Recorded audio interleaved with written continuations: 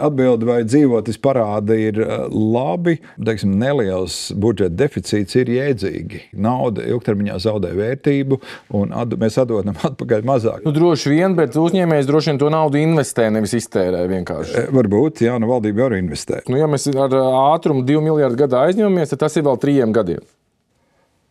Tā. Es šādai matemātikai laikam nepiekrīstu. Bet plus mīnus pēc cipariem tā sanāk. Es vienkārši domāju, kas būs tajā mirklī, kad tos 2 miljardus mēs vairs aizņemties nevarēsim. Mēs varam par to vismaz padomāt, ko tādā gadījumā tad tā kā vajadzēs darīt.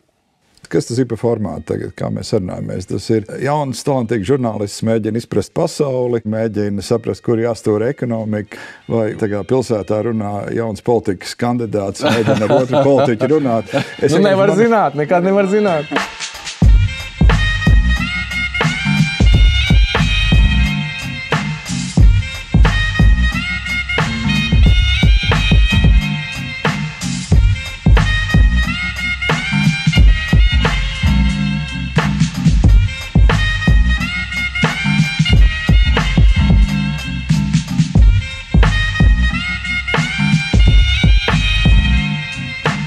Jā, esam diezgan gatavi. Labi. Sveiks, Arvil. Sveiks. Kā šodien jūtamies? Labi. Viss, kas daudz jau padarīts. Ir jau uzspēts? Jā. Pieteicām publiskā iepirkuma reformu. Okay. Labi, es tad iezīmēju. Šodien galvenais, principā, tāds uzstādījums, es nezinu, vai mums izdosies, bet galvenais uzstādījums, principā, saprast, kā to budžetu sabalansēt un vai tas vispār ir iespējams. Vai mums ir jātaupa vairāk, vai nodokļi jāpalielina, vai jādomā, kā ekonomika attīstīt, kas ir. Varbūt sākumā, vai tu uzskati, ka viņš ir jāsabalansē? Par to nav šaubu, bet viena lieta, to var likt ierakstā, var nelikt. Man svarīgi, es paskatījos pirms nācis tās intervijas, kas tas ir par formātu tagad, kā mēs sarunājamies. Tas ir jauns, talantīgs žurnālists, mēģina izprast pasauli, vai uzņēmējs sarunājas ar politiķu un mēģina saprast, kur jāstūra ekonomika, jeb tagad pilsētā runā jauns politikas kandidāts, mēģina ar otru politiķu runāt. Nevar zināt, nekad nevar zināt. Man svarīgi ir saprast to formātu. Formāts ir tāds. Viņš ir atšķirīgs arī pēc, vai arī tā ir akadēmiska saruna par to, kur ir tā patiesība. Tā doma galvenā ir, kad, uzņēmējs droši vien šobrīd runā ar politiķi, kas ir finanšu ministrs, un kopā saprast, vai to budžetu var sabalansēt. Jo es esmu baigi satraucies, ka mēs tos 2 miljardus gadā aizņemamies, un man liekas, ka tas ir tāds ceļš uz nekurieni. Es gribu saprast, vai ir veids, kā tos 2 miljardus atrast, vai var kā sabalansēt budžetu, jo cik ilgi pastāvēt uzņēmums, kam vajag 2 miljardi gadā, lai viņš izdzīvot? Droši vien ne pārāk ilgi. Jā, bet publiskais sektors nav īsti. Es saprotu, jā, bet arī publiskais sektors nevar mūžīgi aizņemties. Ja mēs drukātu tos eiro, varbūt tas būtu nedaudz savādāk, bet mēs viņus nedrukājam.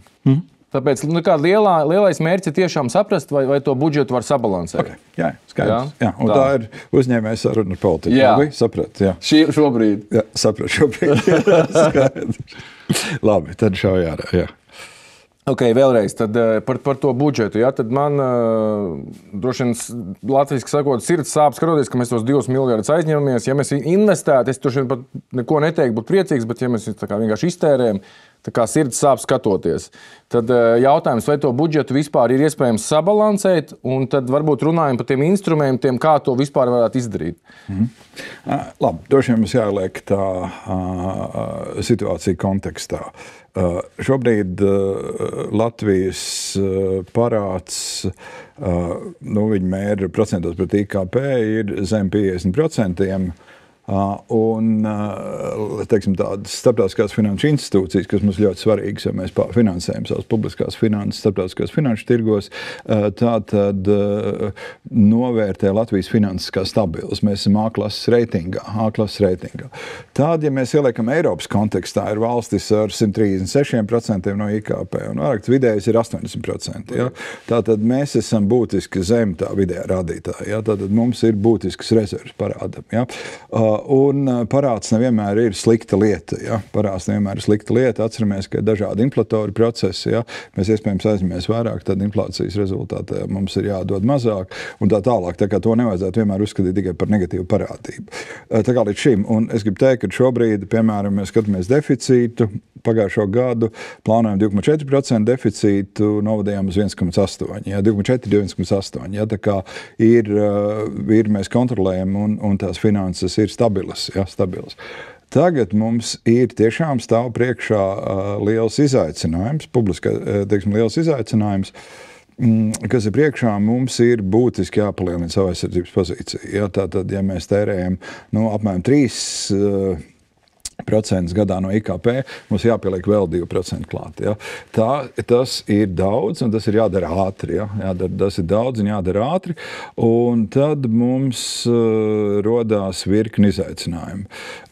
Tas pirmais ir, kad sākot apmēram no 19. 20. gada, reflektējot uz krīzēm, mēs esam tiešām drusku vairāk tērējuši nekā mums vajadzētu. Mēs sakam, tur krīze. Ja, tad ir, un teiksim tā, ja mēs skatāmies, tad mēs tērējam helikopteru naudas, atcerieties, uzņēmējs saņēma, tad atbalsts enerģētikā un tā tālāk.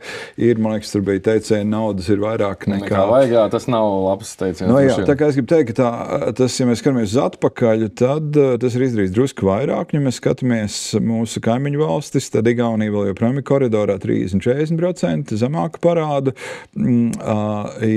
Lietuva ir 40, tuvāk 40%, mēs esam tuvāk 50-60 koridoram. Ja? Mēs esam tērējuši vairāk, vai tas bija adekvāti? Tas vēl ir jāvērtē, bet tā ir viena problēma. Otrs ir arī Igaunijas un Lietuvas administrācijas ir būtiski pārskatījuši publisko sektoru, ja, publiskā sektora efektivitāti. Ja mēs skatāmies, salīdzinām Latvijas publisko sektoru pret Igaunijas publisko sektoru, tur ir notikusi klasiskā tāda produktivitātes reforma ar mazāk, es domāju, gan cilvēkiem, gan naudu piegādāt vairāk. Ja. Tā ir viena lieta, kas ir aizkavējusies. Un tagad, skatoties uz nākotni, kurā mums ir būtiski izaicinājumi divi, patiesībā nevis pieaug, bet stabilizējas procentu maksājumu. Tā kā pirmskrīzes laikā bija 0, tā vairs nebūs. Tagad mēs esam koridorā starp 2 un 3, kas ir normāla finanšu cena. Mums pieaug procentu maksājumu 500 miljoni, pēc tam būs 700 miljoni gadā. Tas ir viens, tas apēda resursu. Otrs ir, mums ir aizsardzībai jādod nauda, aizsardzībai un drošībai. Tas nozīmē, ka pārējiem ir jāpārdala tas resurs. Viņš prasa, bet te sanāk tādas vairākas lietas kopā. Ir tas izaicinājums, mums ir pārējiem sektoriem ir jākonsolidējas, lai naudu novirzītu aizsardzībai. Mums ir jādomā par publiskā sektora efektivitāti. Tā problēma pastāv, pilnīgi noteikti. Es nevaru teikt, ka Latvijas publiskais sektors ir efektīvs, ja, ir efektīvs. Tā kā tas ir milzīgs izaicinājums. Attiecībā uz budžeta balansēšanu, tā tad ir, pirmkārt, mums ir vairāk rāmi, tā tad masas kritērija, ja, ne vairāk kā 3% deficīts, 60% parāds. Attiecībā uz parāda griestiem mēs esam, teiksim tā, lai varētu paskaidrot savu rīcību un saglabāt kredītreitingu, valdība ir lemjot par aizsardzības budžeta finansējumu pieņēmusi tā saucamo cap, jeb cepures lēmumu par ne vairāk kā 55%. Ja? Tas nozīmē, ka mēs ejam līdz 55%, mums jāsāk iet uz leju. Tas ir darba kārtībā. Tad, protams, sāk veidoties, ja valdība vēlās tērēt naudu jaunām politiskām iniciatīvām, un tas, laikam, ir loģiski. Valsts nevar visu laiku, tā teikt, iet pa apli, ir jāveido kaut kāda spirāla uz augšu. Tad sākās tādi iekšēji deficīti, kas ir tad jāsāk pārdalīt tā nauda. Ja? Tā kā tas, kas tika pieteikts, tie 450 miljonu samazinājums 3 gados, tas ir minimums. Ja? Pirmdien būs valdības seminārs. Es atļautos teikt, ka būs lielāki samazinājumi nepieciešami nekā šis. Teiksim, 26. gads izstās relatīvi vienkāršāks. Ja? Lielāka problēma ir 27, 28, 29, kurā mums ir jāabsorbē strauji augošie militāri izdevumi. Ja? Tā ir drošības izdevumi. Tā kā tā ir. Okay.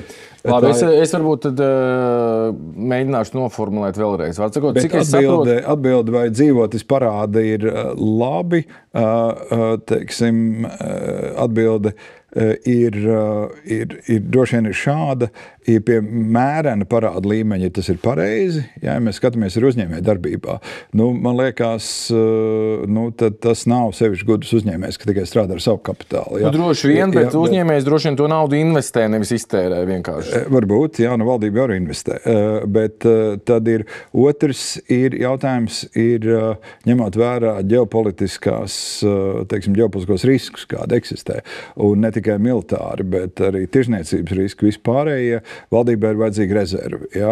Šobrīd mēs sākam izsmelt savas rezerves. Mēs iepriekšējās krīzes esam uzskatījuši par pēdējām, kas varbūt nav bijusi adekvāta rīcība. Tādēļ šis ir tas brīdis, kad valdībai strauji jādomā par efektivizāciju un publiskās. Es viņu teiktu tā, man viņš liktos nepareizi runāt publiskā sektora izmaksu samazināšanu. Es teiktu, ka būtu jārunā par publiskā sektora modernizāciju. Ja?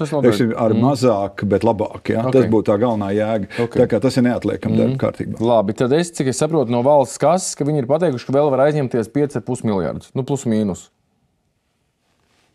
Mums ir jā, tad tiks sasniegt tie griezti. Mēģinām skatīties tā, tas jautājums par kā tas netik daudz šis ir valsts, kas nodrošina valdības naudas plūsmu, un tad tā ir mūsu rezerve deficītam. Cik mēs varam palielināt deficītu? Caurmērā valsts kas katru gadu pārfinansē 1 miljardu. Tas ir esošo, un tad papildus varam 5,5. Ja mēs ar ātrumu 2 miljardu gadā aizņemamies, tad tas ir vēl 3 gadiem. Plus mīnus, jā, tā. Es šādai matemātikai laikam nepiekrīstu. Bet plus mīnus pēc cipariem tā sanāk. Es vienkārši domāju, kas būs tajā mirklī, kad tos 2 miljardus mēs vairs aizņemties nevarēsim. Mēs varam par to vismaz padomāt, ko tādā gadījumā tad tā kā vajadzēs darīt. Tur ir tādas vairākas lietas. Tas man svarīgākie ir šie masas kritēriji. Tas ir viens. Jauns ir Eiropas ekonomiskās pārvaldības mehānisms. Jaunās Eiropas pārvaldības mehānisms paredz to, ka valstis iesniedz budžeta projekciju nākamajiem gadiem. Arī ne tikai tekošo gadu, bet arī nākamajiem 3 gadiem. Un Eiropas komisija ļoti uzmanīgi seko, vai valsts spēj ievērot fiskālo disciplīnu. Ja? Tā, ka tas ir noteikti Eiropas noteikumos, un tātad nepārsniegt šo parādu līmeni, un tātad nepiersniegt ar izdevumu pieauguma līmeni. Tur ir noteikti mehānismi, kas to regulē. Ja valsts to nespēja darīt, tad iestājās noteikti veida sankciju procedūras. Tas liekas ļoti svarīgs mehānisms. Mēs esam daļa no Eirozonas, tā ir kolektīva ekonomiskā pārvaldība un fiskālā pārvaldība, un tur neviens nekādas brīnums mums neļaus darīt. Ja? Tā brīdī būs noteikts sankciju mehānisms, kas mums liks atgriezties, tā teikt, pie veselā saprāta. Tā kā to es gribu teikt, ka tādi balansējuši mehānismi ir. Tā pašā laikā, protams, tā nebūtu laba situācija, jo nacionālām valdībām pašām būtu jātiek galā ar situāciju iekšzemē. Labi, bet vai mēs vismaz varam nedaudz pamodelēt, kas tad mums būtu jādara, ja būtu izsmelti aizņemšanās griezti? Kā potenciāli tos 2 miljardus var atrast? Jautājums par aizņemšanās grieztiem ir, vispirms, tas vēlreiz ir, tur ir vairāk mehānismu. Pirms ir privātie tirgi, un privātie tirgi vienmēr vērtē aizdošanas risku, un tādēļ ir reitingi. Ja reitingi ir zemāki, tad nauda ir dārgāka un tā tālāk. Tad, protams, valdībām ir divi, ja valdība, tā teikt, sāk stabilizēt savas finanses, tad ir 2 mehānismi. Eirozonā ir Eirozonas finanšu stabilizācijas mehānisms, un tad ir valūtas fonds. Ja? Tāda arī ir vispār tas ekstrēmais scenārijs. Es ceru, ka līdz tādam nenonāks. Skaidrs, ka valdībai šobrīd ir jādomā par efektīvu publisko sektoru, modernu, efektīvu publisko sektoru. Tas ir viss, kas jādara. Okay, labi, es varbūt iedošu kaut kādu brainstorm no savas puses, un tad varbūt var palabot. Vismaz, vai tas ir kaut kādā pareizā virzienā. Attiecīgi, cik es saprotu, pēdējos gados budžeta neizpildi ir bijusi tuvu miljardam. Tā kā mēs sakam, ka vajadzēs vairāk, nekā mēs spējam iztērēt. Tas jau ir miljards. Budžeta neizpildi. Ko nozīmē budžeta neizpildi? Tad, kad bija paredzēts iztērēt tik, bet tomēr neiztērēja. Mēģinu tagad. Labi, var sakot, bija paredzēts, cik budžets bija, man liekas, pēdējos 2 gados. Jā, tieši tā, attiecīgi. Un tad, cik es saprotu, tā budžeta neizpilda, kas ir labā ziņā, ka bija paredzēts iztērēt tik, bet tomēr iztērē mazāk. Jā, valdībā ir 650 programmas, un programmas tērējas dažādi. Jā, tieši tā, bet es saprotu, ka bija tā... Pietrūkst vairāk, un citām ir tās programmas netiek iztērētas. Jā, es saprotu, ka pēdējos gados tā summa bijusi pietiekami liela, kas nav iztērēta. Jā, mēs apskatāmies, tad ir iepriekšējā gadā ne visas to attiecas, bet Eiropas Savienības fonda apguve gāja lēnāk. Eiropas fonda, investīcijām ir publiskais līdzfinansējums. Un tā apguve, kamēr viņi ieskrējās, tad mēs tērējām tās programmas, bija mazāk tēriņi. Bet tā pašā laikā bija ļoti daudz programmas, kur bija jāmeklē resursi, lai ar to tik galā. Bet, ja man liekas, tā neapguve, tomēr bija nopietna summa. Ja mēs skatāmies, tie programma atlikumi ir ļoti dažādi. Ir bijuši gadi, kad ir bijis programma atlikumos gandrīz vairāk miljardi. Tā kā tā ir... Nē, es nerunāju par programmu, es tieši runāju par budžeta daļu, kas ir bijuši tā līdzfinansējuma daļa. Vai aptuveni ir zinām tie cipari, kas ir bijis budžeta neizpildi, ko bija paredzēts iztērēt, bet tomēr neiztērēja? Bet vēlreiz, budžetam nav nekā cita kā 650 programmas. Jā. Programma vai iztērē visu, pārtērē vai neiztērē. Es varu teikt, ka ir tā saucamie programma atlikumi. Tas, par ko es ticamāk runā, tad tās ir dažādos gados, tās summas ir ļoti dažādas. Piemēram, šogad mēs redzam, ka Eiropas fondu investīciju programmas iet ļoti strauji uz priekšu. Mēs tagad domājam, kādā veidā šo programmu daļu, kas attiecās Eiropas fonda investīcijām, kā viņi nodrošināt nepieciešamo kapitālu. Ja? Tā ir problēma. Tā kā viss kopējais, tātad viņš summējās budžeta deficītā. Es teicu, pagājušajā gadā bija plānots budžeta deficīts 2,4%, pabeidzām ar 1,8%. Sēdēju klāt pie visām programmu naudas pārdalēm, bija tādas, ko met atpakaļ, skatījos. Man likās ļoti svarīgi, lai mēs varam demonstrēt ārējai pasaulē, ka mēs esam atbildīgi, tā teikt, finanšu sektors Latvijā ir atbildīgs. Ja? Tāda makroekonomiskā stabilitāte bija jānodrošina. Šķiet, ka finanšu ministrijā to tik labi galā. Ja? Bet mēģinu to jautājumu tad precizēt. Tas jautājums ir tieši par to, ka bija paredzēta nauda tik, bet nespēja tik daudz iztērēt. Kad es saprotu, ka visas ministrijas tomēr maksimāli cenšas sniegt, ka vajadzēs tik naudu, bet beigās tik nemaz nespēja iztērēt. Tā kā es saprotu, ka tādā veidā. Jā, tur ir tādas vairāk par to publiskā sektora fiskālo politiku. Normāli ir relatīvi maz runājam par to, kas ir izdarīts. Mēs vienmēr runājam tikai par to, ko vajadzētu klāt, un tad vēl ir budžeta bāze, kas ir tie 17 miljārdi, par to arī maz tiek runāts. Mums vajadzētu vēl naudu tam. Parasti mēs bijām iegājuši tādā trajektorijā, ka ministrijas katru gadu sniedz apmēram 2 miljārdu dokumentu, ka mums tur vajadzētu augstākais, ko es atceros, 2,5 miljārdu. Mums vajadzētu tam un tam. Tie motīvi ir visādi interesanti. Pamatā visi saka, ka valsts kontrole pārmet, ka jūs neesat prasījuši naudu šīm te vajadzībām. Tā. Šogad vismaz šo te procesu atcēlām. Ministrijas neraksta vairāk šādas te pieprasījums. Mums ir palikuši 2 tās valdības, 3 valdības prioritātes - drošība, izglītība un demogrāfija. Labi, mēģinam tālāk. Tad viens ir tā neizpilde, tas ir viens, kur, man liekas, pietiekami daudz naudas, bet par to īsti, man liekas, neviens nerunā. Tad, tā neizpildu vienmēr summēsies, es tikai saskaidu, noslēdz grāmatas, viņa vienmēr summēsies, ir deficīts vai nav.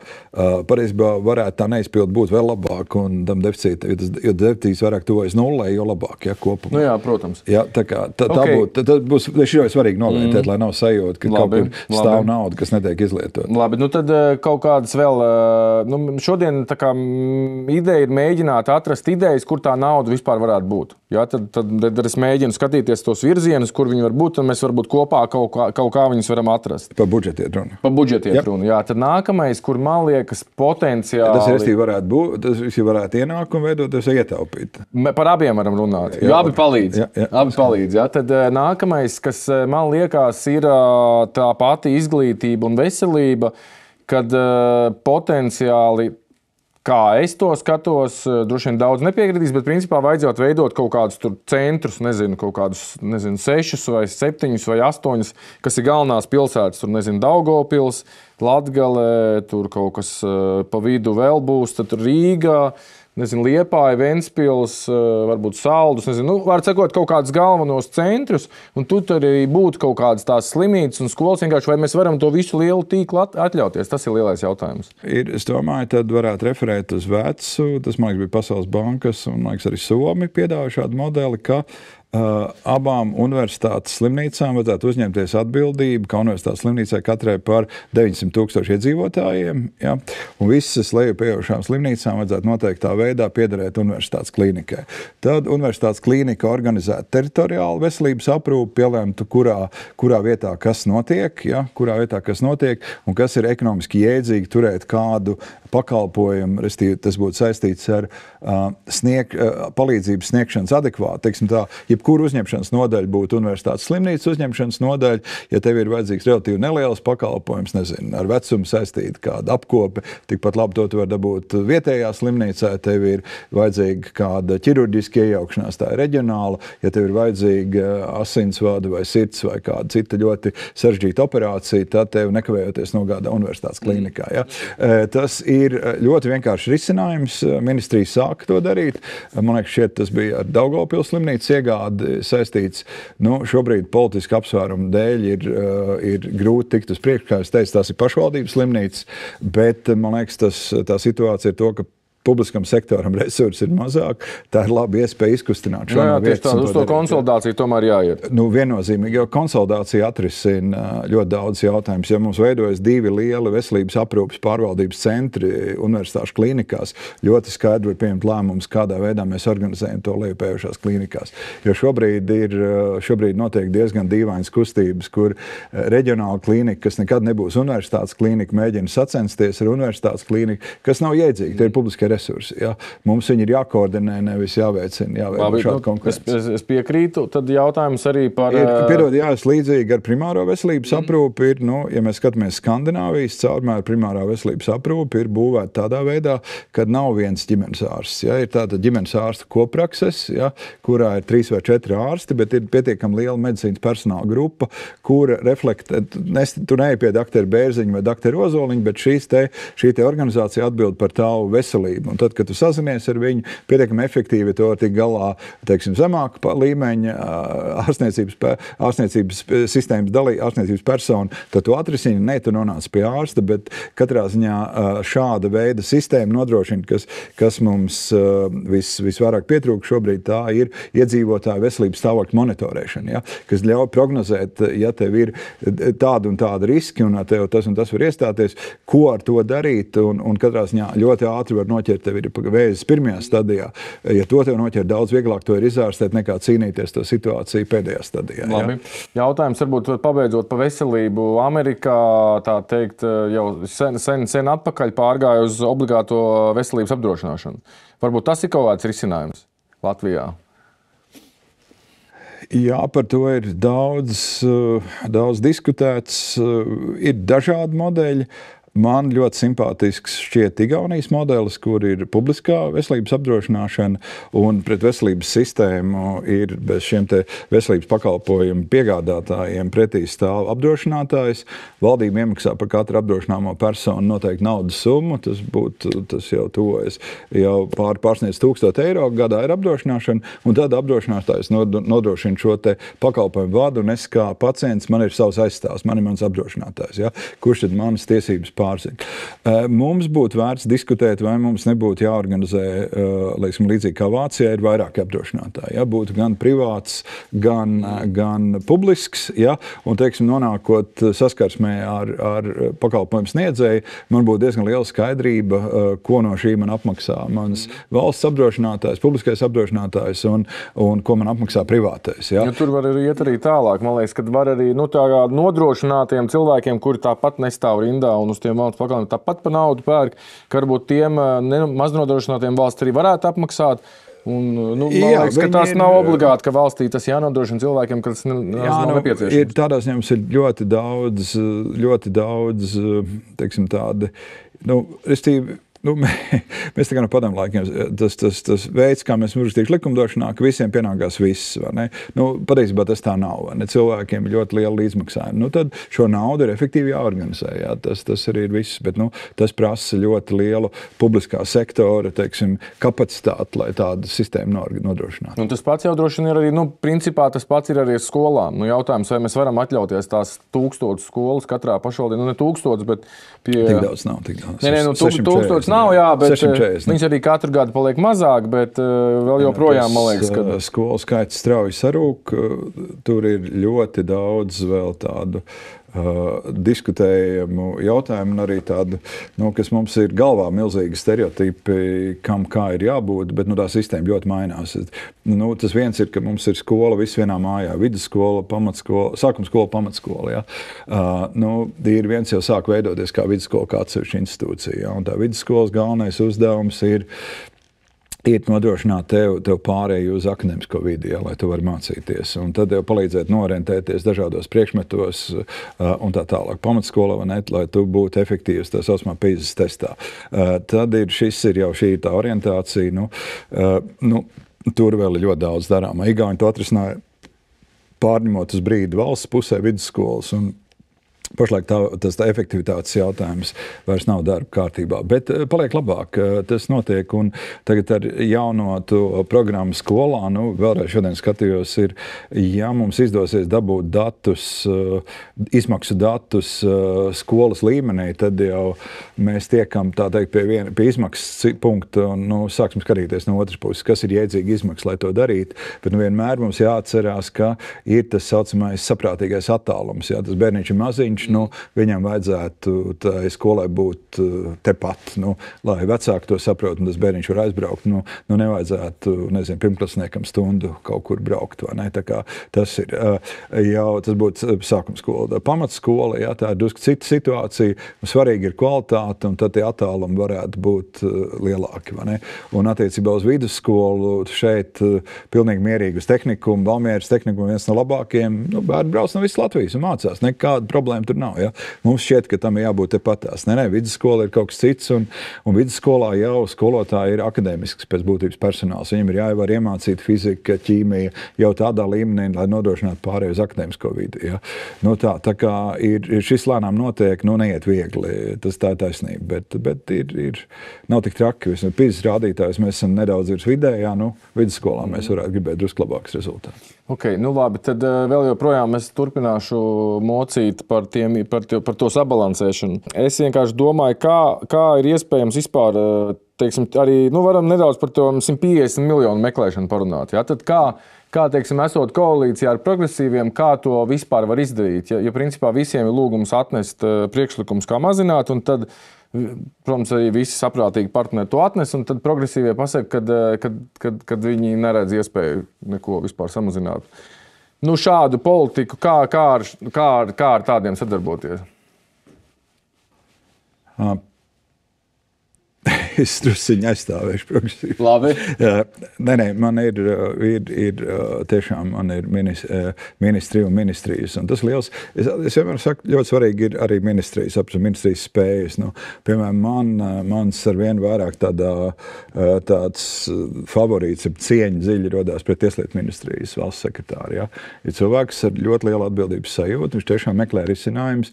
Piemēram, viens no lielākiem projektiem, tikko viņš šogad pabeigs Liepājas cietumu, ja? Milzīgs infrastruktūras projekts, laikā, cenā ar atlikumu. Ja? Tā kā es gribu teikt, ka visas tās lietas, arī kādā veidā viņš organizē tās sistēmas, ir ļoti atbildīgi. Vienmēr meklē risinājumu, šito var, šito nevar, un mēs redzam, ka vēl varētu to, bet tas jau ļoti sāp. Ja? Tā kā tur ir. Es saprotu, ka 3 cietumus varēs aiztaisīt daļu tā cieta, kad tas būs jaunais. Jā, mēs pārstrukturējam. Tas jautājums ir, cik tad mums tie cilvēki tais viesnīcās ir jāuztur. Ja es pareizi atceros, te būs laikam 1500 vietu, bet tas ir beidzot mūsdienīgi atbilstoši. Tiešām viss tās tehnoloģijas ir izdomātas. Tas kauns, ko mēs te vēl redzam, to pagājušā gadsimta, man liekas, sākumu vai iepriekšējā gadsimta beigu būvētā būve, kur tur ir, kas tik tur viss nav pa vidu, tas beigsies. Jā, tā kā, protams, mums vēl ir tādi augsts riska cietumi vēl Daugavpilī, tur jādomā, ko to darīt, bet tas būs sakārtots. Un tad ir atkal uz tādām man liekas, kad milzīga problēma mums ir satiksmes ministrija, bet es vēlreiz saku ministrija pati, ja?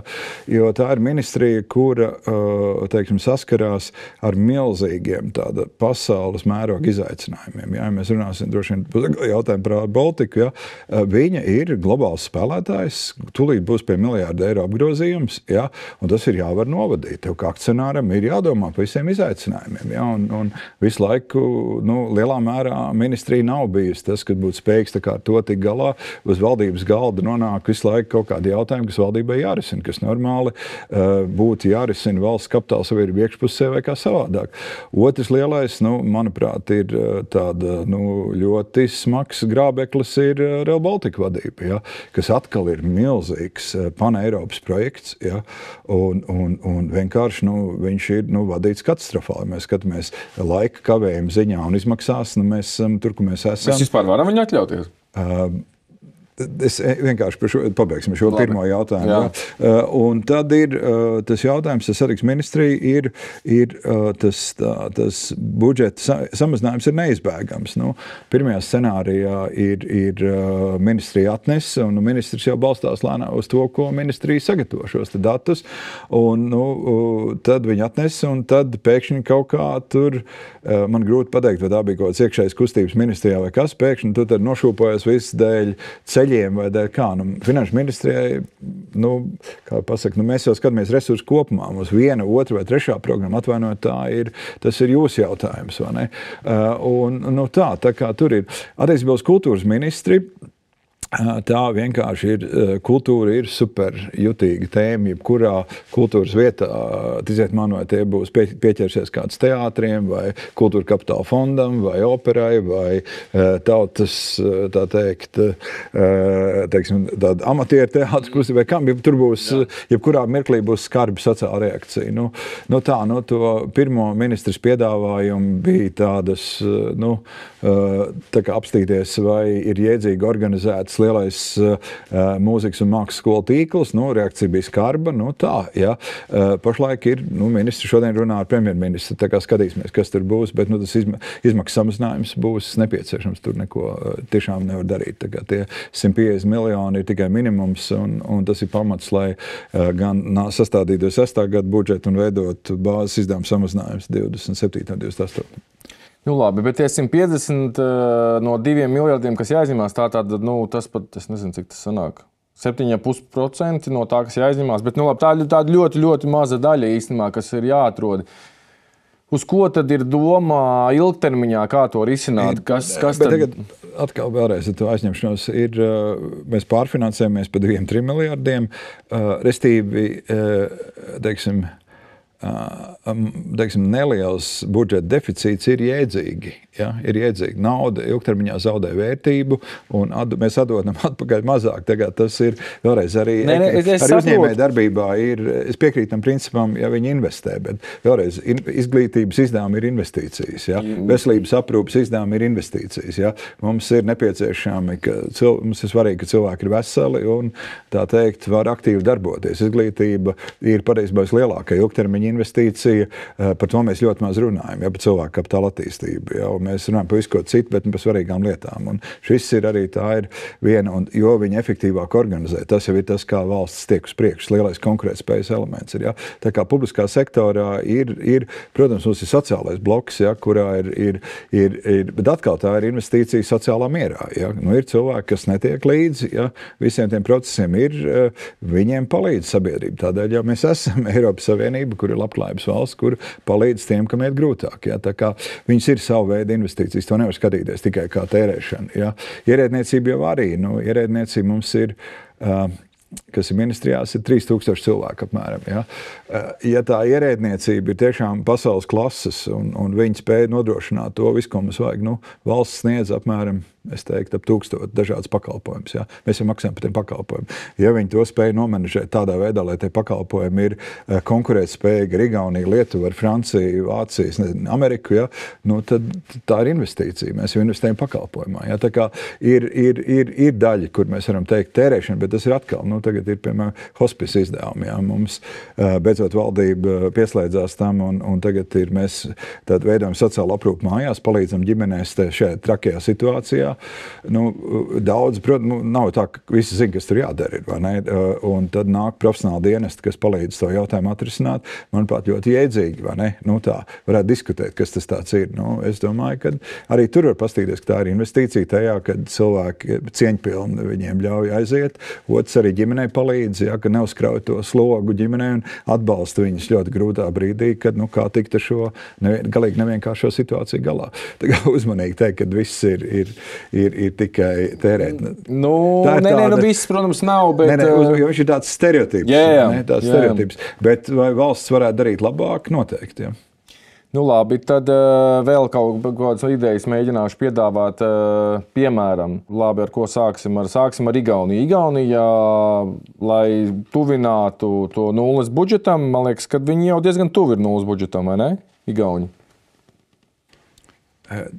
Kas ir definīcija nulles budžeta? Nulles budžets, kad ir sabalansēts izdevumi ieņēmumi. Viņi samazināja ieņēmumus un palielināja PVN, man liekas, par 2%. Nulles budžetam ir cita. Droši vien definīcijas varbūt daudz dažādas. Tajā finanšu ministrija pasaulē, fiskālisti pasaulē, nulles budžets saprot šādi, ka, respektīvi, mēs skatāmies, kāda mums ir šobrīd sistēma, mums ir tāda resursu orientēta sistēma, kur mums piešķiriet resursu, un tā ir bāze. Ja? Un tā bāzē pretī ir kaut kādas funkcijas, kas ir jānodrošina. Ja? Tā. Un šādā sistēmā nulles budžets saka, labi, mīļie draugi, tad iziesim cauri. Paskam, vai šīs funkcijas vispār vajag. Jo bieži vien ir bijušas reizes, kad mēs nolēmām, ka mums šito vajag, pēc 10 gadiem iespējams, ka tas vairs nav svarīgi. Vai ne? Un tad revidē šo te funkciju sarakstu un tad iet cauri visiem tēriņiem un tātad noskaidro, vai tiešām vajag tērēt to naudu, kas tiek tērēta. Ja? Jo, protams, tā, ja mēs skatāmies tos ministriju apcirkņus, tad bāze, kas netiek apspriesta, ja? Bieži vien tur ir izmaksas un tās ir tās valsts sekretāra kabatas, ar kurām viņš tur tiek galā un tā tālāk. Tajā klasiskajā izpratnē tad ir vesela komanda, kas ir analītiķi, eksperti un tārie, kas iet cauri. Labi, saka, šī funkcija ir vajadzīga, vai ne? Un tad mēs ejam cauri, vai tās izmaksas ir iedzīgas, vai viņas ir pamatotas. Ja? Un tas ir nulle, ka mēs sākam baltu lapu. Ja? Nekas nav, tad kā to darīt efektīvāk. Ja? Teiksim, mēs skatāmies Igaunijas gadījumā, tad un tā ir viena varbūt būtiska atšķirība, kas nav Latvijai. Igaunijas tas valsts pārvaldes modelis ir būvēts uz tā saucamo rezultātu orientētā budžetēšana. Ja? Rezultātu orientētā budžetēšana. Un tā atšķirība no mūsu budžeta ir, kurā mums notiek cīņa vairāk naudas. Ja? Tad Igaunijā ir tā diskusija notiek par to, ir šie te pakalpojumi visdažādākie, ko valsts nodrošina. Ja? Piemēram, izglītība mēs runājam. Ja? Tātad, vai izglītības pakalpojums ir, vispirms, priekš kam viņš ir vajadzīgs? Ja? Vidusskola. Mums šķiet, vidusskola, skaidrs. Ja? Opis gāja, tēvs gāja, es arī iešu. Un man bērni arī ies. Kāpēc viņiem jāiet vidusskolā? Un tad noskaidrojam to, kāpēc vajag vidusskolu. Ja? Un, piemēram, vai ir jēdzīgi, kad 40% no vidusskolāniem tālāk neaiziet mācīties? Ja? Vai tas ir jēdzīgi? Iespējams, ka nav. Ja? Varbūt tas procents varētu būt būtiski mazāks. Un tad šādā veidā uzdodot pēc kārtas sīpolu mizojot, saprot, kāpēc tas ir vajadzīgs, un tad sarēķina jēdzīgus resursus tam, lai to efektīvi varētu mācīt, cik tur vajag cilvēku, kas nodrošina to obligāto rezultātu. Ja? Un, protams, vidusskolai arī ir mums jādiskutē, kas tie jābūt tālāk, iestājas augstskolā. Viena liela diskusija šķiet jau tagad būtu, cik procenti iestājās ārzemju augstskolās. Ja? Un nevis arī kaut kādās kaktas, ja? Bet cik aiziet uz Harvardu. Ja? No tā, ja, tā kā tie mērķi arī mainās laikā, un tad cik tam ir nepieciešams resursi. Ja. Tā kā tas ir tas, un mums šī domāšana nav. Mums saka funkcija vidusskola. Bet, cik es zinu, tāds KPI budžetings bija paredzēts Finanšu ministrijā? Mēs vienojamies par 3 ministrijām, kas sāktu, tas ir performance-based, uz rezultātu orientēts. Kaut kādi aizsākumi mums ir, teikt, ka šobrīd mēs būtu, teiksim, mēs mēģinām nolikt tos galvenos uzdevumus. tas pat patiesībā ir neiet viegli noskārot ministriem, ko viņas īsti dara, kur viņas stūrē. Tā kā kaut kāda aizsākuma ir, jā, bet vispār tas būtu pareizs virziens, kur ir. Es domāju, ka viņš ir vienīgais iespējamais, jo, ja mēs skatāmies tā Covid laikā, Eiropas Savienība piešķīra tās ANM naudu, ekstrā naudu, lai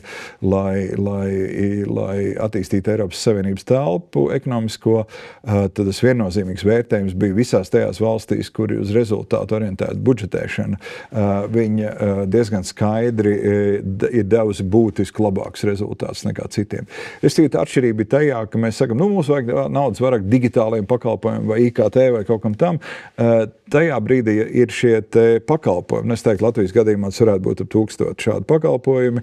Tā komanda, kas vada pakalpojumu, saka, ja mēs dabūtu šādu resursu, tas pakalpojums uzlabotos tādā un tādā veidā. Ja? Un tas dod to, ka mums ir skaidrs, nevis mēs cīnāmies par resursu, bet mēs cīnāmies par rezultātu. Mums vajag resursu, nevis tāpēc, lai mums būtu vairāk resursu ministrijā, bet tādēļ, lai mēs piegādātu labāku rezultātu.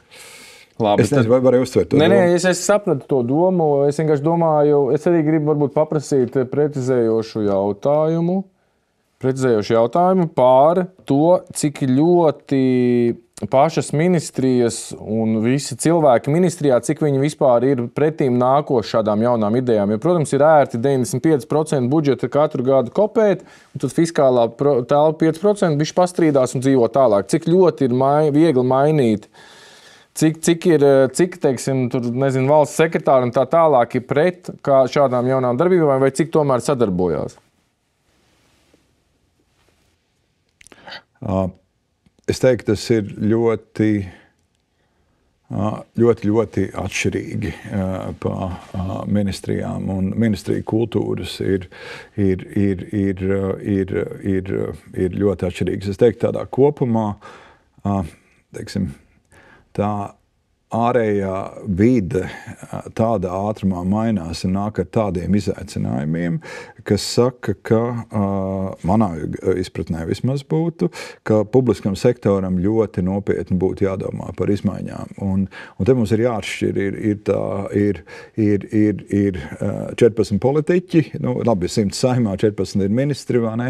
Un tad ir viņu padomnieku komandas, un tad ir 3000 ministriju menedžmenta komandas. Tas ir augsts līmeņa menedžeri, patiesībā. Katram ir tur savas miljārdu sektori jāpārvalda. Iedomājieties, kādi būtu menedžeri tad, ja tā būtu miljardu kompānija, kādām kapacitātēm. Ja? Un katra no viņām patiesībā ir liela, vai transports, vai infrastruktūra, vai sistēma menedžēšana. Tas, restīvi, mums ir jādomā par to, kāda līmeņa šie cilvēki ir. Ja? Un es runāju par šo, es atceros Zviedrijā, strādāju pirmos 20 gadus, vai ne? Tad atceros ienāca telpā kaut kāda privāta pasākums tur bija, ienāca Zviedrijas, piemēram, augstākas izglītības departamenta direktors. Ja to es atceros, tad viss tā uzreiz, jūs te pārvaldat visas mūsu augstskolas, vai ne? Jūs par to atbildat. Tas cilvēks ir kompetents, gan doktors, gan viņam visu veidu zināšanas par to, kā to darīt ir, un tā ir tā. Un tas ir, es gribu teikt, ka tas ir viens brīdis, kurā mums valsts pārvaldē jādomā par tādu jaunu pieeju. Es teiktu, kad ir valsts pārvaldē, teiksim tā, šobrīd tā situācija ir tā, ka mēs esam safragmentējušies ministrijās. Ja? Katra ministrija dara pa lielam tā, kā viņi uzskata par vajadzīgu. Ir valsts kancelē, daži noteikumi ir horizontāli, piemēram, apmaksas sistēma tā, bet tomēr katrs mēģina kaut kā tur. Ir viens princips pāriet uz vienotas valsts pārvaldes principu, ka tā ir vienota, nevis 13 tādu partiju kontrolētu muižu sistēmu. Un otrs ir valsts pārvaldē ļoti nopietni jādomā, jāiestrādā pašattīstīšanās princips. Nemitīgi sev jāuzdod jautājums, vai tas, ko mēs darām, atbilst šī laika prasībām, ja? Vai tas ir tikpat labi vai labāk, kā citās valstīs to dara, un nemitīgi jātīst sistēmas, lai to nodrošinātu. Ja? Tā kā tur ir milzīgs potenciāls pārmaiņām. Bet cik tajā publiskajā sektorā, cik var redzēt, cik ir tāda gatavība un izpratne, kad tai modernizācijai jābūt, kad ir jāmainās? Mehānismu šim nav šobrīd. Tā kā tas ir, es domāju, šī būs arī šī budžeta lielā diskusija, vai to šobrīd ir politiskā cikla beigas, un tad tas ir politiskām partijām, vai būs vairāk pozicionēšanās uz tādu, kā mēs pārvēlamies, vai arī uz publiskā sektora attīstību. Es redzu, ka iespēja ir šobrīd, skatīsimies, tūlīt sāksies budžeta debatas, tā kā, ja šāda ideja gūs atbalstu, man liekas, tas būtu ļoti svētīgi šobrīd. Okay, piekrītu. Jautājums, mēs runājam par tām muižām 14 un tādu ne uz sadarbību vērstu domāšanu. Ko tu domā par... Es noteikti nevaru teikt, ka tur nesarunājās, bet salikti žogi un tā tālāk, bet man ļoti patīk, kad ir, piemēram, saskaņošanas process, kur viens ierēdnis otram raksta vēstuli, šajā daļā mēs nepiekrītam un kaut ko tur vajag labot, un tad ir aiziet tāda, visi ņemās, visi ir noslogoti, visi ņemās un tā tālāk. Jā, tur ir, bet tā ir varbūt mazākā lieta, bet jāskaidrs, ka tās ministrija žoga augsts. Jā, man tad attiecīgi ideja tāda, kad Lietuva, bet Polija tikko apvienoja Finanšu un ekonomikas ministriju. Un, cik es saprotu, tad ir bijusi iespēja būt gan vienā, gan otrā amatā. Tas ir kaut kas, kur vispār Latvijai kopumā vajadzētu skatīties efektivitātes radīšanai? Ir divi modeļi valdību veidošanā. Viens ir, tepat tās bloks Igaunijā ir tāds, ir Somiem, Igauniem ir piemēram, ir vienota izglītības un kultūras ministrija. Igauniem ir ekonomikas ministrijā divi ministri, tur ir transports, man liekas, un kas tur vēl salikt. Diezgan liels tas aparatus un tā tālāk. Otrs ir, tas ir Britu modelis, viņi sauc par sekretāriem, un tad viņi veido ministrijas relatīvi nelielas, bet tad risina vienu konkrētu jautājumu. Ja? Risina vienu konkrētu jautājumu. Abi šie te modeļi ir leģitīmi, jo tur ir savas priekšrocības tajā Britu modelī, teiksim, Zviedrijam, man liekas, ir veseli 20 vai cik tur tie ministri, ja? Jo tad ir, bet tad ir, piemēram, es atceros, pēc nesen bija Zviedrija risināja profesionālas izglītības jautājums, viņiem bija profesionālas izglītības ministrs, bet tas nozīmē relatīvi neliela vienība, kas fokusēs tikai to, lai dabūtu ekscelences profesionālā izglītībā, ja? Tā kā, tāds arī var būt, bet, šķiet, ka mums mēs mēģinām tā virzienā iet, izveidojot tagad klimata un enerģētikas ministriju. Mums ļoti klamzīgi gāja ar to, ka varams, ja tagad viedās un pašvaldība, viedās, kā tur pārvaldes un pašvaldību lietu ministrija, nevarēja atdot, nekā nespēja atdot savus aktīvus, un tad daba palika, laikam, vide pārgājas klimata ministriju, ar dabu saistītās, dabas aizsardzībā saistītās institūcijas un fondi palika otrā ministrijā, un, protams, sākās arī tas, ka mēs no sākuma domājam, ka būs maza efektīva ministrija lēnām atkal, tā teikt, dabiski sāk apaudzēt tos aktīvus. Šis būtu jāizvērtē. Es domāju, ka mēs varam iet uz to modeli, kur iespējams ir ministrijas, kuras ir kopā, un iespējams pat divi ministri strādā vienā ministrijā. Tā kā tas nav analizēts, bet droši vien būtu jāizvērtē tā kā prakse un jāskatās, pie kā mēs paliekam. Okay. Bet to var darīt. Es tā domātu, kad potenciāli tas droši vien kaut kādu ātrumu lēmumu pieņemšanu un izpratni droši vien drīzāk palielina. Vienīgi jāuzmanās ir pretī ir Ungārijas modelis, kas ir diezgan kritizēts. Man liekas, viņiem ir 8 vai 9 ministri, ja? Un tā problēma, tad tas ministri portfelī ir tik daudz jautājumu. Ja, ka viņš vienā brīdī sāk zaudēt kompetenci. Ja, ka tu nevari būt, tā teikt, zināt par visu. Jā, protams. Regionāla finanses varbūt iet kopā, izglītība, kultūra arī iet kopā. Es domāju, ka tas it kā, ja mēs runājam par ekonomiku un finansēm, tas ir, protams, divas dažādas lietas. Mums ir dažādi uzdevumi. Mums ir vairāk ir tāda, teiksim, tā finanšu stabilitāte valsts un ekonomikas ministrijā ir izaugsme, tas portfēls. Man liekas, ļoti optimāls risinājums ir, man liekas, Francijā ir valsts galvenais ekonomists, ja, kas tā kā ir savalkoši starp abām ministrijām un dod padomus abām, dod arī Francijas valdībai un arī dod abām ministrijām padomus, un tā ir varbūt pat iztrūkstošā daļa politikā. Tas arī, ko uzņēmēji daudz sagaida, kad būtu izsvērta ekonomiska analīze, makroanalīze, kurā virzienā un kas būtu jāvirzās un kur rīcība dot vislielāko ietekmi. Vēl jau ir, man liekas, tālāk var apstīties. Man liekas, ja es nemaldos, Jaunzēlandē vispār tiek veidots tā kā valsts gada audits, un tad tiek vērtēts visu aktīvu vērtību. Un es nezinu, vai ir bijusi iespēja apstīties, kā... Jā, es tagad diezgan daudz šos te performance-based budgeting, ja uz rezultātu vērstā budžeta jautājums pētīju, un jā, Jaunzēlanda sāka, viņi tiešām to ievies ļoti labi, un tad viņi tiešām izvērtēja, un tad aktīva izvērtēšana tiešām iet caur pakalpojumu izmaksu izvērtēšanu. Jā, tad mēs sniedzam pakalpojumu, tad skatāmies optimālas izmaksas, bet tā viena ļoti svarīgā daļa tam visam, un tas ir arī Holandas parlamentā, viņi sauc par Accountability Day. Jā, un tur tad tiek izvērtēts tas iepriekšējais gads, tātad labi, tātad te bija politika, te ir rezultāti, kas mums bija jāsasniedz. Te ir pakalpojums, un tad kādus rezultātus jūs sasniedzāt. Ja? Un tad ministrija nāk un atskaitās par to, kas iepriekšējā gadā tas rezultāts ir dabūts vai nav dabūts. Jā, var gadīties, ka nesasniedz. Iespējams, ka politikas veidotāji ir kaut ko muļķīgi uzdevuši. Ja? To nevar sasniegt. Vai arī kādi citi, vai arī tie, kas to dara, nav tikuši galā ar savu uzdevumu. Tām ir savas konsekvences. Ja? Mums, diemžēl, šī daļa iztrūks. Tā garlaicīgākā diena ir parlamentā, kad skat iepriekšējo tur gadu budžeta atskaites.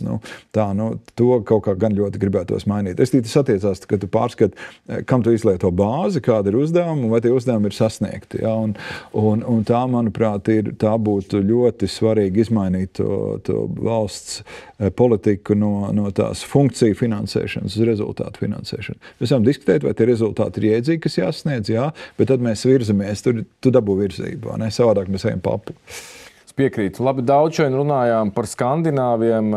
Tur ir daudz pakalpojumu tiek nodrošināt labākā līmenī, bet tajā pašā laikā arī tur daudz augstāku nodokļu ir.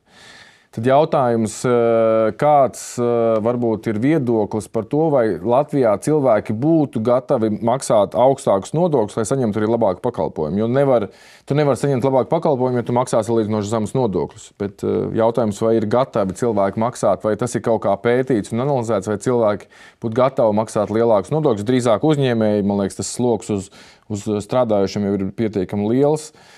Kā šo kaut kā ir, vai par to ir domāts? Protams, ka nodokļu slogu mēs monitorējam, un tur ir dažādas lietas, ir uztveres jautājums, un cik mēs ceļojam Eiropā un tā tālāk, tad mēs ļoti labprāt gribētu Skandināviju, labi, tā ir tāda metafora, vai ne? Skandināvijas tāda veida pakalpojumus, un tad ir jautājums, vai ko mēs gribētu, vai ko mēs varētu. Drīzāk ir jautājums par to, ko mēs varam, un tad ir tā ekonomikas brieduma pakāpe, cik tad ir šādā ekonomikā iespējams nodokļot. Ja? Tas, ko mēs monitorējam, ir līdzīgas 6 vai 7 ekonomikas un mēram tādu, vai mēs iekļājamies tajā grupā vai nē ar nodokļu slogu. Mums nav ne īpaši zemāks, ne īpaši augstāks tajā grupā. Mēs arī, teiksim, turamies. Protams, šobrīd visu Eiropas nodokļu pasauli izmainīs nepieciešamība pēc aizsardzības finansējuma. Ja, tas tomēr ir, tie ir 5% no IKP, un tad ir, Igaunija jau ir radikāli reaģējusi. Ja, tad paceļot PVN pa 3%, UN ar laikam 2% punkti ir klāt. Tā kā pašlaik šāda rīcība Latvijā nebūtu nepieciešama, pašlaik būtu ļoti svarīgi, ka valsts koncentrējas uz izmaksu efektivitāti. Ja, uz izmaksu efektivitāti, un tas, man liekas, ir nākamo 2 vai 3 gadu lielais jautājums, kādā veidā mēs nodrošinām efektīvas publiskās izmaksas. Bet cik ļoti var just, kad arī pārējie koalīcijas biedri piekrīt šim un domā pareizi, tā kā līdzīgā virzienā? To mēs redzēsim tūlīt. Pirmdien ir valdības seminārs par tādu gan fiskālo telpu, fiskālā telpa, kādu viņi ir pozitīvi viņi nevar būt, jā.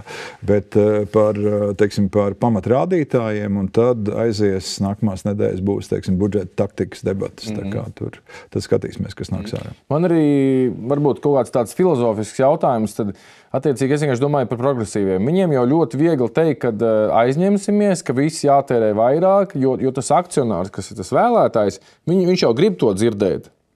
Viņš grib dzirdēt, ka viņam pienāksies tur labāk pakalpojumi, ka viss būs labāk, jo tas gala akcionārs jau grib, lai ir uzreiz, bet tāda atbildīga valsts pieeja būtu samazināt tos izņēmumus un tuvināt nulles vai vienalga sabalansētam budžetam.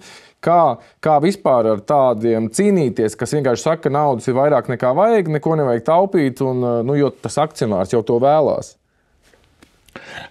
Jā, šeit mēs nonākam politiskā laukā, un tad ir, es mēģināšu, tā ir jauna normalitāte. Ja?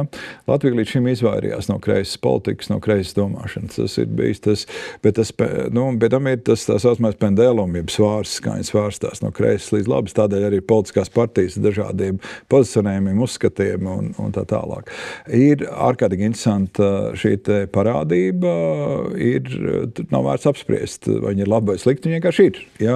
Un ja mēs skatāmies kaut vai Ziemeļu valstis, tad sociāldemokrātu, labi, mums tas ir drusku tāds, varbūt tam ir pieskaņa no vēstures, tāda nepārāk laba, bet mēs progresīvi pilnīgi noteikti ir jauni sociāldemokrāti. Tāda klātbūtne, viņi ir klātesoši, vienmēr pasties pat Vācija tagad ir centriska partija veido ar sociāldemokrātiem koalīciju. Tā kā tas labējais ir relatīvi maza tāda izpausme, vairāk ir centrs plus kreisie, vai kā savādāk. Tā kā, tā realitāte ir šobrīd šeit, un te ir daudz, ir kreisi argumenti vienkārši tiek likt uz galda, viņiem ir jāvar atbildēt, ja? Bet man jāsaka, nāk viena interesanta jauna komponenta, ir klāt arī vēlmi iedziļināties, skatīties, kādēļ tā vai tā, un mums vienkārši jāpieņem. Tā ir jauna paudze, un es gribu teikt, ka tas, ko mēs redzējām Rīgas vēlēšanās, tā tad bija diezgan liels tāds risks nonākt tādā populistu varā. Ja? Man jāsaka, ka ir progresīvo, jaunais vēlētājs ļoti skaidri pateica nē. Ja? Ļoti skaidri pateica nē.